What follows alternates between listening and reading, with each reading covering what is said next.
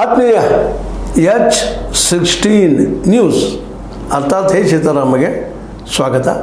ನಾನು ನಿಮ್ಮವ MI ಅಥವಾ ಮಲ್ಲಪ್ಪ ಜೋತಾವ್. ನಾಗ್ಪುರ್ ಗಲಭೆ ನೋಡಿದ್ದೀರಿ ನೀವು, ಹಿಂದೂ ಮುಸ್ಲಿಂ ಗಲಭೆ. ನಾಗ್ಪುರ್ ಇದು RSS ಕೇಂದ್ರ ಸ್ಥಾನ. ಅದು ಕೇಂದ್ರ ಸ್ಥಾನದಲ್ಲಿಯೇ ಅದು ಹೆಡಗೇವಾರವರ ಮನೆ ಮುತ್ತಲಿನಲ್ಲಿಯೇ ಈ ಬೆಂಕಿ ಆವರಿಸ್ಕೊಂಡಿದ್ದು ಮಾಡಿದ್ದು ನೀವೆಲ್ಲ ಈಗ ಕೇಳಿದಿರಿ, ಚರ್ಚೆನೂ ಮಾಡಿದಿರಿ. ಆ ಘಟನೆ ಯಾಕಾಯಿತು ಏನಾಯಿತು ನಿಮಗೆ ಗೊತ್ತದು. ಔರಂಗಜೇಬನ ಸಮಾಧಿಯನ್ನು ಸಲುವಾಗಿ ಎದ್ದಂಥ ವಿವಾದ. ಆ ಹಿನ್ನೆಲೆಯಲ್ಲೇ ಒಂದಿಷ್ಟು ಗಲಭೆಗಳಾದವು. ಅದು ನಾಗ್ಪುರದಲ್ಲಿ ಆದಿದ್ದು ಮಾತ್ರ ಎಲ್ಲರೂ ಗಮನ ಹರಿಸುವಂಥದ್ದು. ಅದ್ರ ಜೊತೆಗೆ ಅದು RSS ಒಂದು ಏರಿಯಾದಲ್ಲಿ, ಯಾಕಂದರೆ ಅಲ್ಲೇ ಬಲಿಷ್ಠದ ತನ್ನ ಸ್ಥಾನದ ನಾಗ್ಪುರದ ಅದೇ ಸ್ಥಾನದಲ್ಲೇ ನಮ್ಮ ಏನಪ್ಪ ಅಂತಂದರೆ ನಿತಿನ್ ಗಡ್ಕರಿ ಅವರು ಆಯ್ಕೆ ಆಗುವಂಥ ಕೇಂದ್ರ. ಹೀಗಾಗಿ ಅಲ್ಲೇ ಮುಸ್ಲಿಮರು ಇದ್ದಾರಲ್ಲೇ ಭಾಳಷ್ಟು ಪ್ರಮಾಣದಲ್ಲೇ. ಆದರೆ ಇಲ್ಲಿವರೆಗೆ ಅಂಥ ದಂಗೆಗಳಾಗಿದ್ದನ್ನು ನೋಡಿರಲಿಲ್ಲ, ಕಂಡಿರಲಿಲ್ಲ. ಇವತ್ತಲ್ಲಿ ಕಾಣ್ತಾ ಇದ್ದೀವಿ.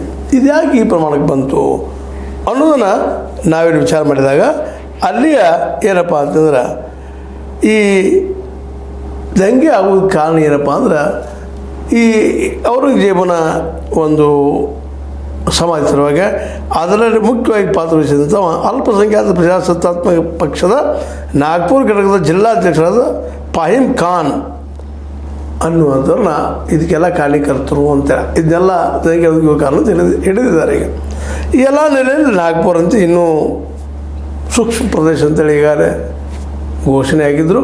ಇನ್ನೂ ಪೂರ್ಣ ಶಾಂತ ಆಗಿದೆ ಅಂತ ಹೇಳ್ತಾ ಇಲ್ಲ. ಬಟ್ ಈ ನೆಲೆಯಲ್ಲಿ RSS ನಿಜವಾಗಿಯೂ ಪ್ರಚೋದನಕಾರಿಯಾದಂಥ ಹೇಳಿಕೆಯನ್ನು ಕೊಡಬೇಕಾಗಿತ್ತು. ಮುಸ್ಲಿಮರನ್ನ ಮತ್ತು ಔರಂಗಜೇಬನ ಸಮಾಜದ ಬಗ್ಗೆ ಇನ್ನಷ್ಟೇನೋ ಮಾತಾಡಬೇಕಾಗಿತ್ತು, ಮಾತಾಡಲಿಲ್ಲ. ಈ ಸಲ ಮಾತ್ರ ಭಾಳ ಜಾಣ್ಮೆಯಿಂದ ಉತ್ತರ ಕೊಟ್ಟದ. ಯಾಕಂದರೆ ಸರ್ಕಾರ ಅವ್ರದ್ದು ಅದ. ಫಡ್ನವೀಸ್ RSS ಪ್ರೊಡಕ್ಟ್ ಅವರು.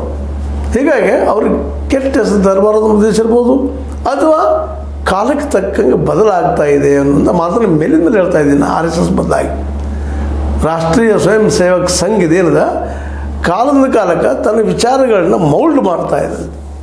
ಹಿಂದುತ್ವದ ಬಗ್ಗೆ ಸಾಕಷ್ಟು ವಾದ ಮಾಡ್ತದೆ, ಹಿಂದುತ್ವದ ಬಗ್ಗೆ ಹೇಳಿಕೆ ಕೊಡ್ತದೆ, ಮತ್ತೇನೂ ಆಗ್ತದೆ. ಎಲ್ಲನೂ ಅಡ್ಡಿ ಇಲ್ಲ, ಮಾಡಲಿ, ಅದು ತನ್ನ ಸಾಂಸ್ಕೃತಿಕ ಕೆಲಸ ಅಂತಾರೆ.